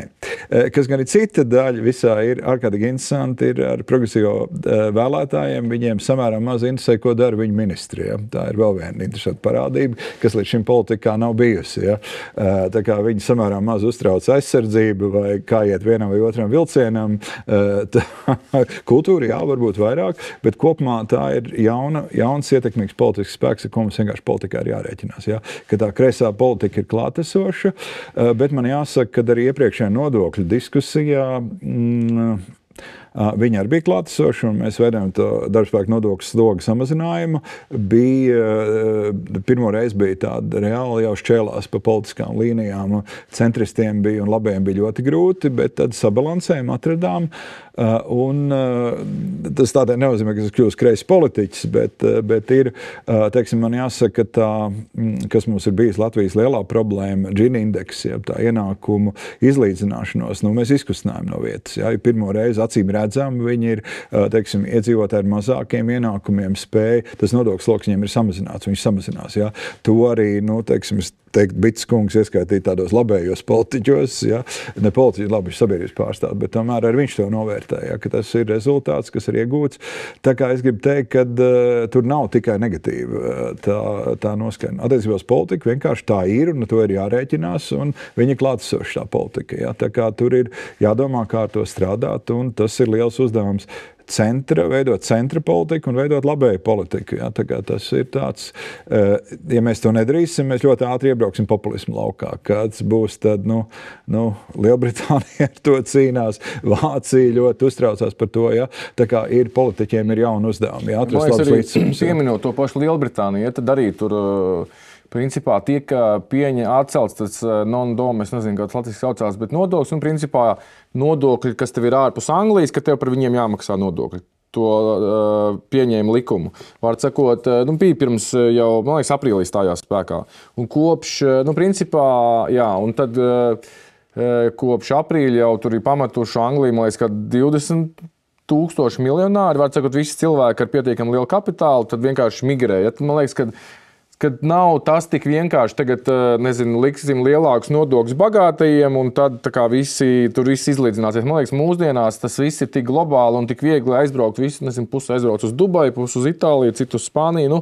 Ka, man liekas, ka tas nav tāds risinājums, kad tagad vienkārši tagad, lai bagātie maksā nodokļus un viss dzīvos labāk. Es sapratu, kur stūrē, jā. Jā, skaidrs, jā, tā ir. Nu, labi, pirms mums Latvijā ar tiem bagātiem tā ir kā jā, tieši tā.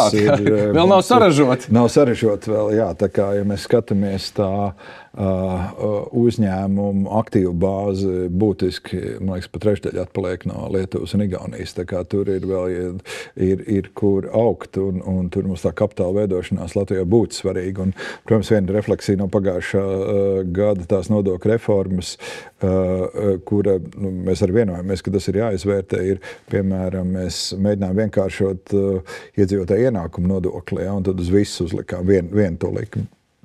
Tā pašā laikā, vai tā ir iedzīga attiecībā uz ienākumiem no kapitāla, tas vēl jādomā ir, jo mums, protams, ir situācija, kas ir ārkārtīgi interesanti, ir iedzīvotāju kontos stāv gandrīz 13 miljārdi eiro, nekustās tā nauda. Ja. Kompānija atlikumos arī ir iespaidīgi miljardi. Ja. Tāpat tās pensiju fondos ir, es domāju, ka būs vairāk kā 10 miljardi. Ja. Nu, mēs neesam iemācījušies vadīt kapitāla tirgu un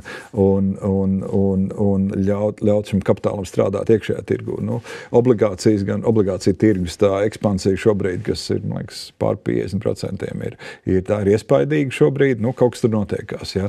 Bet mums ir dusiņ jāpadomā ar šo, vai tā nebūtu, teiksim, ļoti labi, ka mēs esam vienojušies, kad nodokļus pārskat vienreiz politiskā ciklā, un tad tai nākamajā pārskatīšanas reizē tas būtu darba kārtības jautājums, ko ar to darīt. Ja.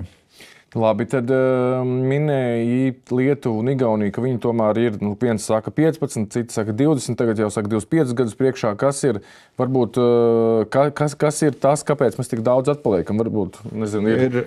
Es nezinu, man liekas, tā neauglīgi to gadu rēķināt. Nu, labi, bet kopumā... Jā, ir tā teikt, man liekas, labāk tad var teikt, ir tas, ko mēs objektīvi redzam, IKP ir tad iedzīvotāji ir tiešām pat trešdaļ lielāks, un gan Igaunijā, gan Lietuvā. Tā kā tie kopēja produktivitātes līmeņi daudz augstāk, tā kā to nevar noliegt. Ja. Bet ko darīt? Ko mēs izdarījām varbūt nepareizi un vienlaicīgi arī tad sāksim ar to un tad domāsim, kas tad būtu darāms, lai to ekonomiku audzētu, jo tad arī nebūs jādomā par nodokļu celšanu un tad varēs arī atļauties, nezinu, slimnīcas un skolas un, nezinu, kā Somijā ļaut strādāt par skolotājiem tikai, ja tu esi bijis top 10 klasē, piemēram. Ja, tad sākam, kas tad ir tas, kāpēc mēs atpaliekam? Ir skaidrība par to valdības līmenī? Tādas universālas atbildes, tā droši vien, ka tāda saraksta nav. Ir tādas acīm redzamas lietas, es joprojām domāju, ka publiskā sektora tā efektivitāte, un ja mēs skatāmies, piemēram, Igaunijā ir publiskais sektors ir mazāks un piegādā labāku rezultātu. Lietuvā varbūt šāda efekta nav, bet publiskais sektors spēj tikt galā ar lieliem izaicinājumiem. Mēs skatāmies to Lietuvas atsevišķo scenāriju. Tad Lietuva izdarīja pareizu izvēli, kurā vienojās valdība, Viļņas vadība un toreiz, laikam, viņu lijā vienojās par to, ka mēs gribam redzēt fintech sektoru Lietuvā un veidoja tādu velkomismu politiku, brauciet iekšā, te strādājam. Ja? Tad Lietuva ļoti sekmīgi, bet tas nebija valdības tāds ļoti pārdomās lēmums. Tas fintech sektoru viņa attīstīja, mēs redzam, tur ir ļoti augsta pievienotā vērtība. Un trešais, ko lietuvieši izdarīja tagad, ir apmēram apmēram 110 000 cilvēku, bet tas ir kopā teiksim, šo te krīzi, Baltkrievijas un Ukrainas krīzi, viņi pārvērt savā ieguvumā, tātad kopumā ap 110 000 cilvēku pārcēlās kompānijas, pārcēlās Viļņu un strādā tur, jā, tās ir IKT kompānijas pamatā, jā. Viņi atrada veidu, kā to pieskatīt tas ir Ukrainas un Baltkrievijas tās komandas, un atrada veidu, kā viņas pieskatīt, bet katrā ziņā tie 3 lielie impulsi, kas ir devuši to Lietuvas rīcību. Attiecībā uz Igauniju, tad tā ir tā Merija iesāktā vīzija, ka viņš grib redzēt Igauniju kā digitālu valdības pakalpojumu lielvalsti. Ja? Tādu Igaunija arī piemin visi, un tā viņi redz, un tas deva lielu impulsu. Ja? Daudzām lietām, piemēram, viņi tādā veidā ir attīstījuši valsts digitālos pakalpojumus, vai tas būtu valsts ieņēmuma dienests, kas ir daudz mazāks un tehniski daudz efektīvāks. Piemēram, e-veselība un vispār veselības aprūpe viņiem ir ļoti augstā līmenī, un e-veselības cilvēki ir eksperti visā pasaulē. Viņi transformējuši to valdības pakalpojumu tādā veidā, ka tas ir arī kapitalizējums komandām, kas ar to strādā, un visi ar to cīnās. Ja? Un, tā kā, tās ir tās divas radikālās atšķirības. Tas, kas mums ir, diemžēl, un tas mums būtu, tāpēc saku, tas ir publiskā sektora kapacitātes jautājums, piemēram, mums ir viss tā AML Jēzgavā, ne? Tā tad ir, mums ir tāda drusku tāda radikāla pagrieziena politika, vai ne? Tātad, ja mazgājam naudu, tad mazgājam miljardu pa nakti, un tad tas, protams, beigās pasaulē, kas tad tas tāds ir, ja? Un tas beidzās ar ļoti smagām sekām. Tikai es ceru, šogad būs Latvijai novērtējums tajā AML pasaulē. Šķiet, ka viņam vajadzētu, es ceru, ka viņš būs labs, ja? Kopumā ir jaunais tas finanšu izlūkošanas dienas tiešām ir labs, un visi tā dienas strādājuši labi. Mēs esam atguvuši savu reputāciju pasaulē, es ceru. Tā kā gaidām gada beigas, bet tas ir bijis tāda līdz, un tam, visi brēc, kas tagad te ir bijis, vai ne? Tā kā tas ir, vēl viens piemērs ir, ja mēs skatāmies Igaunijā ar pašcieņu mierīgi ceļu savu Rail Baltiku, tur ir izcila tā arābu arhitektu, viņiem uzcēlusi staciju par 50 miljoniem, es nezinu, cik mums 100 miljonus tur beigās. Šitas viss maksās, tas brīnums, kas tur ir, jā, un viņiem arī pat ir sliedes uz stacijām, jā, tas pārsteigums, bet ir. Tā kā tur ir tiešām apstījamies to procesu, kā viņi strādā, mierīgi pašcieņu, jā, skaidrs, tur ir savas problēmas un kavējumu un tā tālāk, bet visi ir ieinteresēti, kā mēs dabūsim labu šito gatavu. Ja? Tā kā, tas ir tas ir kaut kas, ko mums būtu jāmācās un jādara. Ja mēs skatāmies tādām neatliekamām lietām, kas mums ir, es teicu, publiskā sektora reforma, otrs lielais jautājums atkal attiecās publisko sektoru, mums tas ir Rīga Viļņa, Rīga Tallina, Rīga, man liekas, kad mēs zaudējam attīstības tempu, galvaspilsēta ir ekonomiski ja mēs salīdzinām pret Eiropu, ir 100 un, es nezinu, cik tie procenti ir, tuvāk būs 110, tā kā viss tas reģions, viņš ir jākoordinē un jāpārvalda, pilnīgi savādāk nekā šobrīd, jā. Varam teikt, kaut vai ņemt Greater Stokholmu, koncepts Solna nav Stokholma, jā, vai Solentūna. Tas viss ir vienots mehānisms, kurā tiek pārvaldīta transporta sistēma, izglītības sistēma, viss pārējais un pats svarīgākais, kas tad beidzot būtu jāpieņem lēmums par specializāciju, jā. Un mēs redzam, tie lēmumi par specializāciju dod lielu impulsu. Jā. Es tagad nevaru teikt, ka Igaunijā sen pieņemtais tas lēmums ir vēl joprojām ir vilkumi, bet viņš deva tajā brīdī milzīgi vilkumi. Ja? Viļņā tas pats ar IKT, tas restīvi tie biznesa pakalpojumu centri deva impulsu. Ja? Tā kā šeit Rīgas koordinācija un beidzot vienošanās par specializāciju dotu es domāju, impulsu reģionu gan valsts, gan reģionu attīstībai. Viens liels potenciāls, kas mums ir atšķirībā no Somijas un Lietuvas, kas varētu būt, mums ir tā saucamā zināšana jūdze. Ja, tas ir universitātes, ir ļoti laba universitāšu reforma, viņas tiešām konsolidējās un sāk uzrādīt tāds izaugsmes tempu. Es ceru, ka šī izdevuma griešanā nenogriezīs universitātēm resursi, un ja mēs, teiksim, veidojam konceptu zināšanu jūdzi, ja viņas tur viss ir apmēram tajā vienā fiziskā teritorijā, mēs varam sākt konkurēt jau, mēs varam sākt salīdzināt sevi ar Lēveni vai lielām Eiropas universitāšu sistēmām, ja? Un tur jau arī nav nekāda raķešu zinātne. Patenti, publikācijas ir biznesa parki. Ja? Ceru sagaidīt kaut kad nākamgad jau pirmos biznesa parkus. Es ticu, kad lielie globālie spēlētāji sāk strādāt ar universitāti kopā un veidot attīstības risinājumus. Bet ja skatu no tādiem, kas mums būtu jādara, tas būtu lēmums par labāku reģionālu koordināciju un investīcijas tajā, bet tad fokusēt uz izvēlēto specializāciju. Viņš tā kā viduslaikos, bija agrāk pilsēta, zināja, ka tur ir audēji, tur ir zirlietu meistari, tur ir kādi citi. Rīgai arī šķiet ir tas lēmums ļoti svarīgs. Tas nenozīmē, ka pārējie nav svarīgi, Dievu dēļ, ja, bet tas lēmums, un tad noteikti laika turēt buru, viņš dod, tad tev pamana. Ja. Es piekrītu, jā, tas man liekas arī, es piekrītu par Lietuvu, kur bija tas fintech virziens, viņi paņēma, viņi deva viegli gan maksājuma iestāžu licences, gan bankas samazināto kapitāla licences, un tur atnāca visi pēc kārtas, man liekas, tam pašam Revolūtam ir Lietuvas licences, tā kā, man liekas, milzīgs tāds būsts ekonomikai, un tagad es redzu, ka tas nākamais varētu vilnis būt kripto pasaule. Jo tagad ir tā mika regulējums, un principā, kas saka, ka ja tu gribi darboties Eiropā, tev jābūt Eiropas regulējumiem. Jā, attiecīgi, man liekas, ir Latvijas banka pieņemusi salīdzinoši labu regulējumu un spēlētāji piesakās, bet kas ir ar šo drosmi? Tur nāk, piemēram, nav noslēpums, nāk tur lieli, labi nesaukšu vārdos, bet nāk ļoti lieli spēlētāji un mēģina dabūt šīs licences, bet vai mums ir drosme viņas dot? Jo visi, politiski droši vien tiek spiests, bet tur strādā tomēr cilvēki, kam ir savas reputācijas, un viņam izdodas to licenci, un pēc tam būs problēmas. Jo man liekas, ka tu nevari nopelnīt naudu un šos, teiksim, hubus uztaisīt, ja tu tomēr kaut kā neriskē.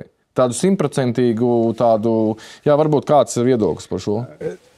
Vispirms tā diskusija par kripto ir ārkārtīgi svarīga, un, kā pasaka, mums vispār raksturīgi ir meklēt pazudušās atslēgas tur, kur ir lampa, nevis tur, kur viņas ir nokritušas. Mēs vienmēr runājam par kaut kādām vecām izveidojušiem stereotipiem. Tur galvenais nav tas vai tas. Un tā, kripto pasaule ir viena jauna pasaule. Latvijā ir samērā maz publiski diskutēts par to. Un mēs tajā kopēji arī publiskajā domāšanā to mēģinām. Labi, tas kaut kas tur prom, varbūt tas pat nav labi un tā. Restīvi, viņa ir jauna realitāte. Ir Amerikas valdība tagad pieņemot lēmumu par stablecoin, iet milzīgā ātrumā tur iekšā. Eiropa tagad mēģina arī savu tempu audzēt ar digitālo eiro. Ja? Vienkārši, lai saprastu tik to jauno realitāti, šāda digitālo, teiksim tā, kriptovalūtu pasaulē var arī iztikt. Banku pasaules nozīme mazināsies būtiski. Ja? Tā kā mēs to pazīstam. Tā pilnīgi cita pasaule. Ja? Un vēl mums ir jāsaprot, ka kriptovalūtu vērtība balstās uz to, ka apakšā kaut kur notiek transakcijas. Ja? Un nekas jau attiecībā uz naudu jauns jau nav izdomāts. Tikko preču segums, tā nauda ir vērtība. Nav preču segums, nav vērtības. Ja? Un tā tad viņas notiek. Ja? Un tas ir tas, kur mēs kaut kā līdz šim esam bijuši tā kā mēģinām, tas ir kaut kas tālu. Respektīvi, ir pilnīgi skaidrs, ka nevajadzētu mesties atkal kādā jaunā grāvī, bet es gribu teikt, ka mums ir laba infrastruktūra, banka, konsolidēt uzraugus kopā ar regulātoru, ļoti labi, tas tur ir. Tad es tiešām ļoti, ļoti priecājos par mūsu jauno finanšu izlūkošanas dienestu. Manuprāt, jauni cilvēki ar labi pārredz laukumu. No šī aspekta mēs būtu gatavi. Es domāju, drusku vairāk mums jāapskatās, kur mēs pagājušreiz iekritām, tā bija tā saucamās enforcement agencies, restīvi prokuratūra un policija. Ja? Tas ir ekonomisko lietu, iespējams, ka tā arī finanšu policijā man jāskatās. Tajā ir restīvi cilvēki, kuriem būtu kompetenti šajās lietās, kur ir tā kripto pasaule, tur robežu nav. Ja? Tā ir pilnīgi cita. Un tad ir jāspēj orientēties visās mega skaitā jurisdikcijā, kas kur notiek un kas tad ir pārkāpums vai kas nav. Un tad kādā veidā efektīvi ar to cīnīties, lai nebūtu tā kā iepriekšējā reizē, kad visai pasaulē ir jāsāk draudēt mums jau atklāt. Tā kā, bet es domāju, ka mums ir laba iespēja. Ja? Tur ir potenciāls ir izveidojies, ir jauni, forši, talantīgi cilvēki, kas to tiktu galā, tā kā ejam uz priekšu soli pa solim. Es domāju, ka nevajag arī mēģināt apčakarēt pārējos Eiropas partnerus. Tā mikroregula ir laba, ja? Ir skatāmies, ko arī pārējie dara. Šobrīd visi tiešām uzraudzības iestādes labi sadarbojās. Ja? Tā kā es domāju, jā, pilnīgi noteikti jāiet uz priekšu, tikai nepārspīlējam. Ja? Jā, man liekas, ka vispār, ja mēs tā domājam, kas vispār varētu būt tāds Latvijas nākotnes virziens, man liekas, ka tas ir tas, ka mēs esam tādi, mēs varētu būt tādi tā kā mazie vārti uz Eiropas Savienību. Ja tu gribi, iet fintechā, tad tu vari ņemt Eiropas Savienības licenci Latvijā. Ja tu gribi darboties kriptā pasaulē, tad tu vari iet no Latvijas. Ka mēs varētu būt tāds, tāds labs partneris, kas operatīvi atbild, sadarbojās, jo lielām valstīm, kā tas viss ir, es pats zinu, piemēram, Polijā biznesa, tur regulātoru tu saraksties tikai rakstiski, nedod Dievs, tu netiecies, nesazvanies, tev reizi 3 mēnešos atbild, tas ir ļoti, ļoti sarežģīts process, tāpēc man liekas, ka tas pat varētu būt arī tāds eksporta produkts mūsu kopumā. Jā, ja mēs, kas tad ir mazo valstu priekšrocība, piemēram, digitalizācijā? Vācijā nomainīt kaut kādu vienu, es nezinu, nodarbinātības reģistra sistēmu, tā ir vesela revolūcija, tas ir milzīgs skaits cilvēku, pavalstu un kas tur jādara. Latvijā to var izdarīt ļoti ātri, ja tas ir izdarāms, tie labojumi un tā tālāk. Elastība ir mūsu priekšrocība un tad mums jāstāsta, kādas nišas meklē Eiropas mazās valstis. Šeit Benelux ir, vai Luksemburga, man liekas, ir visizcilākais piemērs. Tātad viņi ir iemācījušies kā finanšu un fondu pārvaldnieki, ja, tad attīstījuši šo kompetenci, un tā specializācija veidojās, un tad viņi, tā teikt, veido ļoti augstu pievienoto vērtību, un arī tad šādas te mazas valsts kļūst vajadzīgas lielajām valstīm. Ja. Tad tas ir tas, es domāju, ka tā arī ir iespēja, ja mums ir pietiekami daudz kompetentu cilvēku, un ja ir vēlme spēlēt pēc noteikumiem, tādu fair play, ļoti labi, ja? Tā ir iespēja noteikti, pilnīgi noteikti. Ja? Mēs redzam Lietuvas gadījumā tajā pakalpojumu daļā un augstākajā pievienotajā vērtībā, un tur mēs redzam, kur aug šī vērtība šobrīd pilnīgi viennozīmīgi. Fintech sektors ir Lietuvā, ir veidojis to savu pievienoto vērtību. Vienīgais jāsaprot, valdība to nedarīs. Valdība var mēģināt veidot labas spēles noteikumus un pieskatīt tos, kas tur negrib spēlēt. Bet Latvijas bankai tajā būtu pietiekami drosmīgai, un tomēr tie vārti nedaudz plašāk jātaisa. Latvijas banka piešķir licences, ja? Tā kā tas licencēšanas jautājums nav valdības, tas ir Latvijas bankas. Valdības jautājums būtu nodrošināt, lai tie dienesti ir uz vietas. Ja. Ko tu redzi kopumā? Kas tavuprāt varētu būt tāds Latvijas attīstības virziens, niša, kur mēs varētu labi darboties un to ekonomiku attiecīgi audzēt?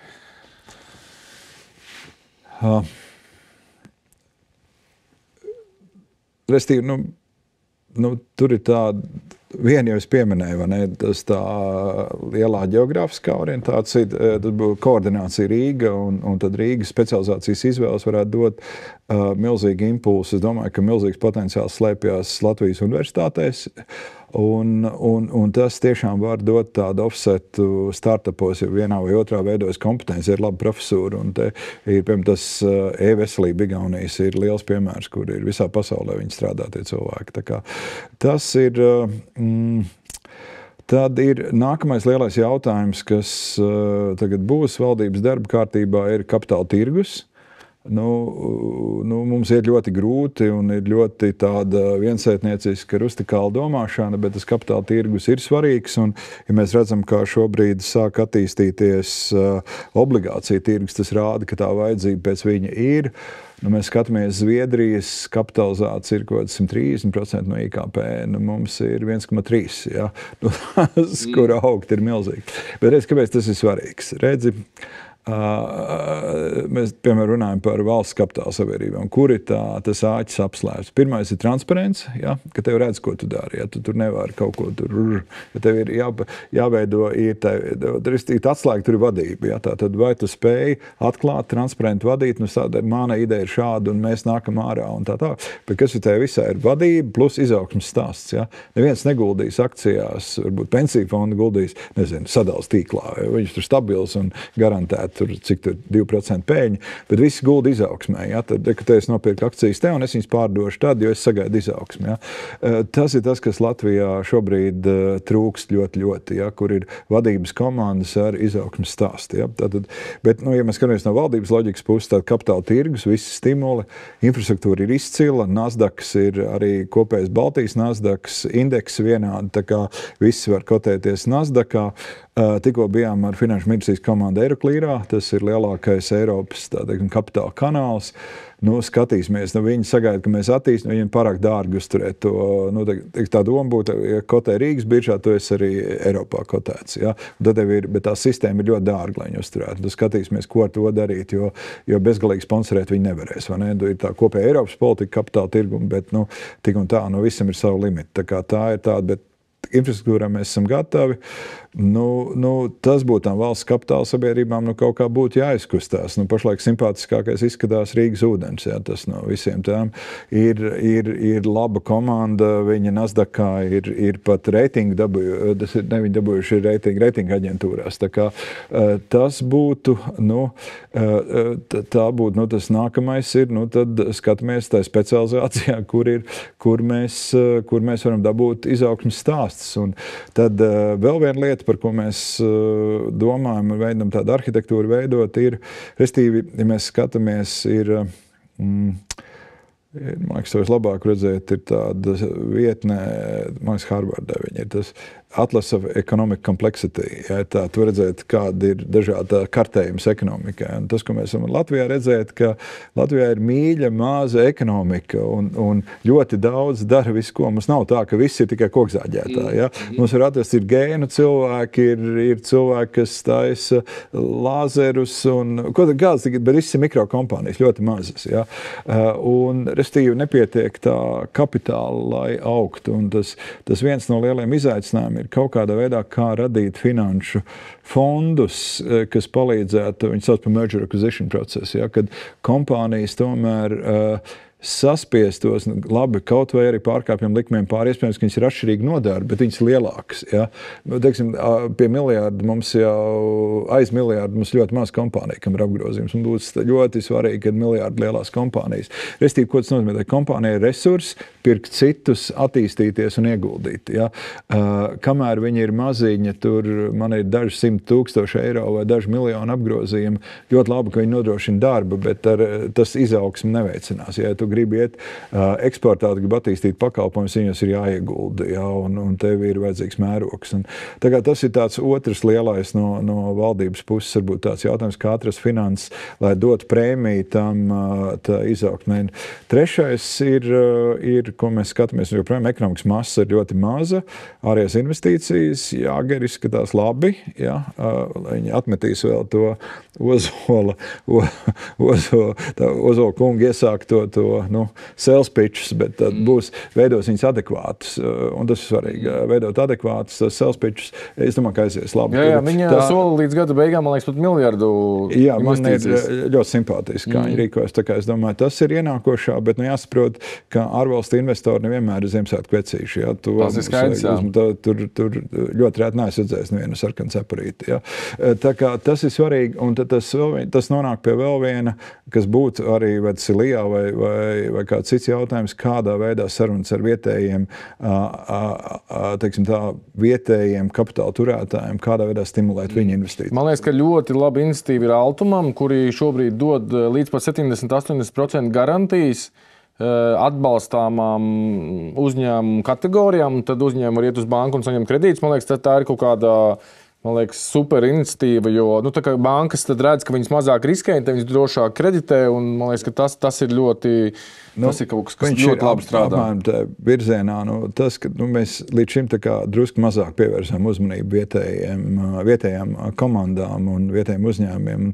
Tā ir vēl viena lieta, kaut kādā veidā atrast to, ar neapbruņotu acu var redzēt, ka Latvijas uzņēmēji ir tā kā mazāk aktīvi kā igauņi vai kā lietuvieši. Lietuvieši šobrīd vispār pērk visu nost, ko viņi var nopirkt. Un, protams, mēs redzam, ka mums ir arī Latvijā pietiekami liels skaits uzņēmēji, kur tā kā sagaida tādu labu exit pozīciju. Viņš sasniedz tādu es nesaku cienījami, bet vecumi, ka tā kā viss jau tur būtu un tie uzņēmumi stāv uz vietas, vai ne? Un tas būtu kaut kā viņas jāievirs tādā kustībā, lai mums ir veidojis izaugsmes stāsts. Tā kā tur ir, Altums vispār, es gribu teikt, ka man visu cieņu, ko Altums dara šobrīd. Mums ir problēmas ar kapitāla pieejamību tirgu, viņi tad pēdējā laikā ir iepludinājuši gan vairāk kā miljardu un ekonomikā un stimulē arī vietējos, tā kā tur ir, tas gals strādā labi. Tas jau strādā super labi. Okay, mums pavisam maz laiks palicis. Varbūt tās var arī pateikt kaut kādas lietas, ko lepojies, ko izdevies jau paveikt, un vēl tomēr gads, kas ir kaut kāda lieta, ko tu vēl gribētu panākt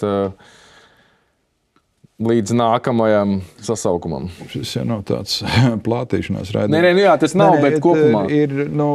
Es tagad turēju šīkšķis, lai šodien to ceļu sāks publisko iepirkumu sistēmas reforma. Tas, ko ar neapbruņot acu redzēt, kad mēs esam ar to pie būtiski fundamentāla ekonomikas jautājuma. Tas ir kaut kā gandrīz 14% no IKP. Mēs esam likuši virsū visādas uzslāņojumus. Tur esam cīnījušies ar nodokļu nemaksāšanu, ar to. Bijām sacēluši baigās barjeras. Tur. Un tad vēl atrisinājām zaļo politiku, inovāciju politiku. Iepirkumam viens galvenais uzdevums ir dabūt maksimālu vērtību par to naudu ieguldīto. Tas ir pamatu uzdevums. Tas ir jāatrisina. Pārējais viss ir sekundāri. Un tā ir tā. Un tas nebūtu nenozīmē lētāko. Tas ir, var teikt, ilgspējīgāko. Man tante laukos teica, šis gan ir labs. Mums vajag to sajūt. Šis gan labs ir, kad tu saki, ka tas ir jēdzīgi. Mēģināsim tajā tikt cauri. Otrs lielais jautājums ir, ko es gribētu iekustināt tajā brīdī, ka mums tā. Labi, mēs jau noturam valsts investīciju. Šobrīd mums būs pie kaut 5-6% no IKP nākamos 2 gadus vismaz, bet mums tik un tā vajag vairāk, un tas ir samazinām izmaksas, bet tā pašā laikā investējam, stimulējam ekonomiku. Tas ir tā saucamie publiskās privātās partnerības projekti.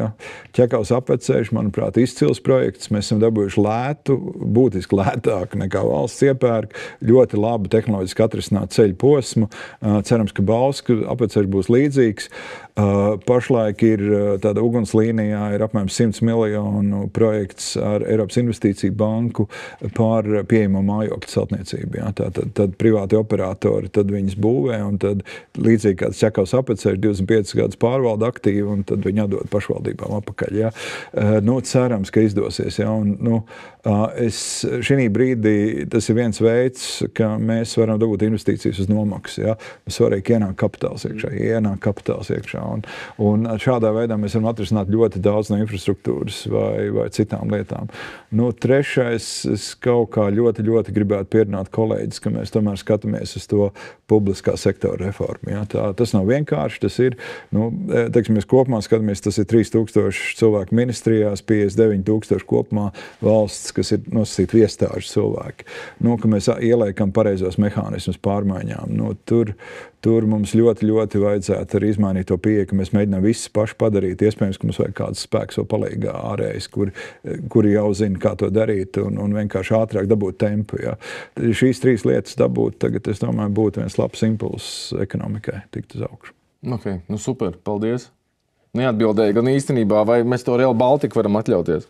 Mēs varam izzināt to Rail Baltiku, respektīvi,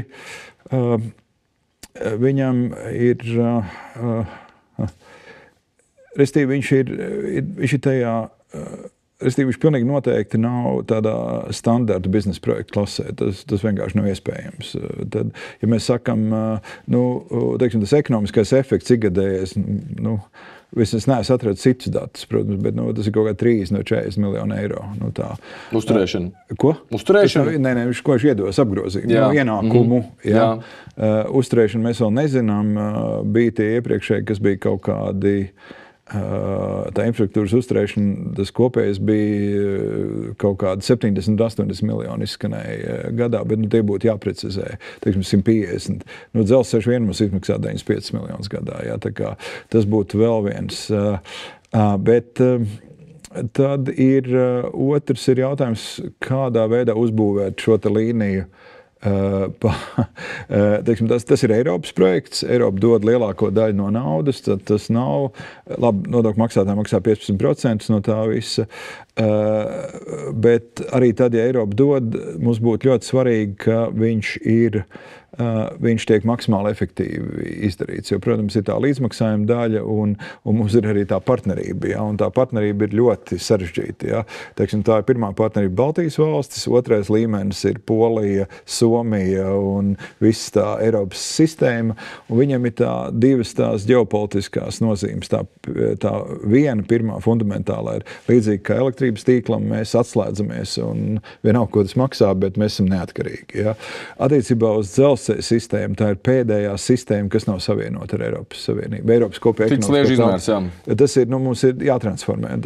Tas nav pavēlti. Jā. Un tādā ziņā es gribu teikt, ka gan teiksim, tā Eiropas komisija, gan ar tikko bija tikšanās mums Baltijas valstu ministriem un Vācijas finanšu ministru, un mēs tur par to Real Baltica, skaidrs, jā, jātais. Tad tas jautājums mums ir, tā mūsu problēma ir, ka mums ir, es nezinu, tagad pasakā pa Balodu, kurš teica, proti, restīvi mums to projektu vadīt uzņēmās cilvēki, kuri tālu nekad to nav darījuši. Ja? Un mēs nonācām pie viena ļoti slikta rezultāta šobrīd. Tagad mēs esam tādā stadijā, ka viņš jārestartē ir. Ja? Un mēs, restīvi, vienu šādu projektu mēs izdarījām, tas piemērs, kas būtu ir bibliotekas celtniecība, apzinoties, kāda ir Latvijas būvniecības vide, paņēma amerikāņus, vadīja menedžmenta kompāniju Hill International, novadīja perfekti laikā un cenā un tur visām sāpēm, kliekšanām, bet mierīgi ar vēsu, ar mieru un pīpēšanu. Tā kā līdzīgi mēs esam kaut kādā projekta restarta punktā, ja, un tur mums jānonāk, ka mēs ar mieru un pašcieņu to izdarām. Nav nekas sarežģīts, ja, ir uzbērums un gulšņi un sliedes un elektrība. Tā kā tas ir izdarāms, bet viņš ir jāvada tā, ka mums nav kauns ne no kaimiņiem, ne pašiem no sevis. Okay. Jādara.